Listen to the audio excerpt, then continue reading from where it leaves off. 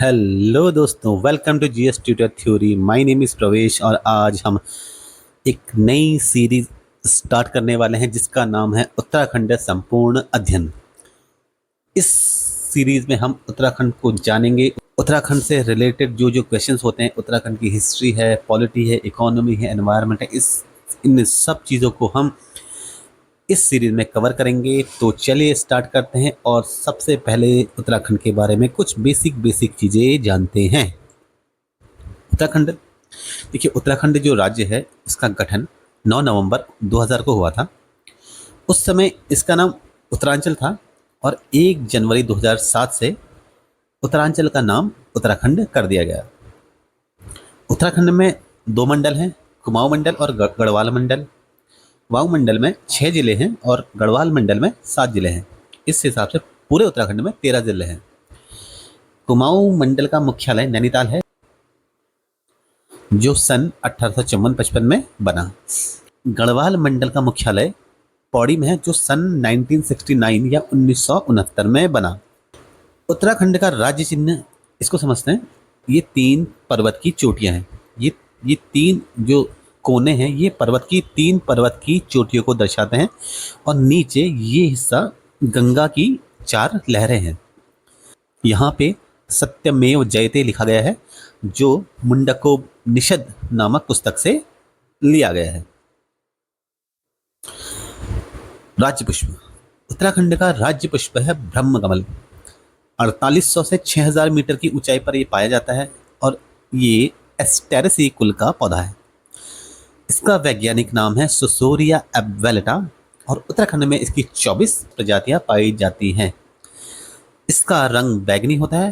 फूलों की घाटी केदारनाथ, शिवलिंग बेस, पिंडारी ग्लेशियर में ये बहुत ज़्यादा मिलता है और इसको लोकल भाषा में कौल पद्म कहा जाता है। इसका स्थानीय नाम कौल पद्म है। महाभारत में एक पर्व आता है, वन पर्व, उसमें इसे सौगंधिक पुष्प कहा गया है।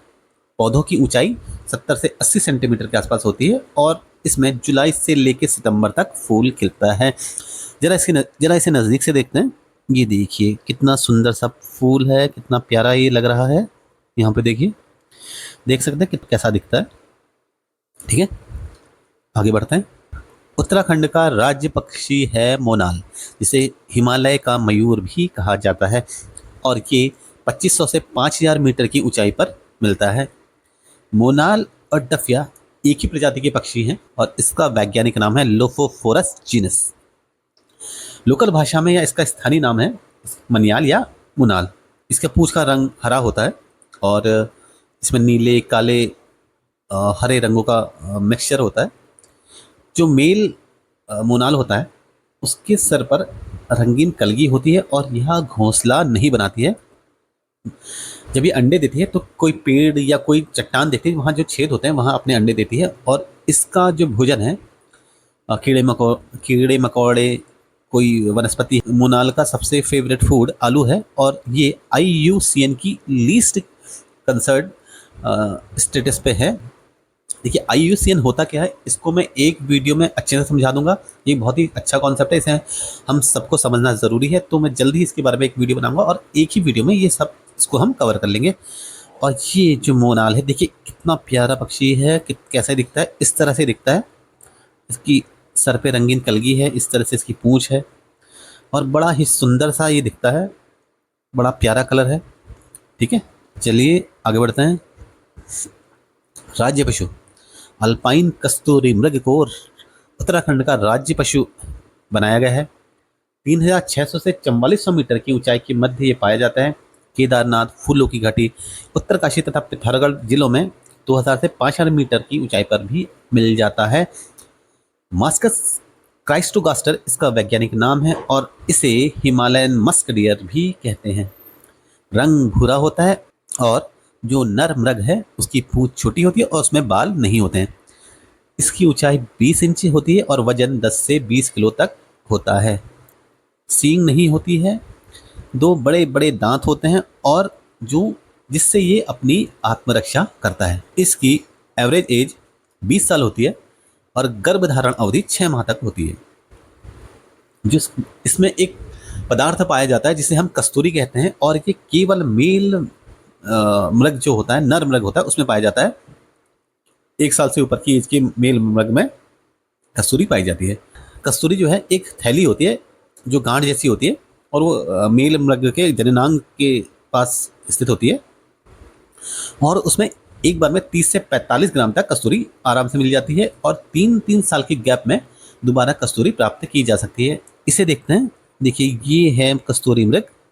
ये कुछ इस तरह से दिखता है और बड़ा ही सुंदर ये पशु है।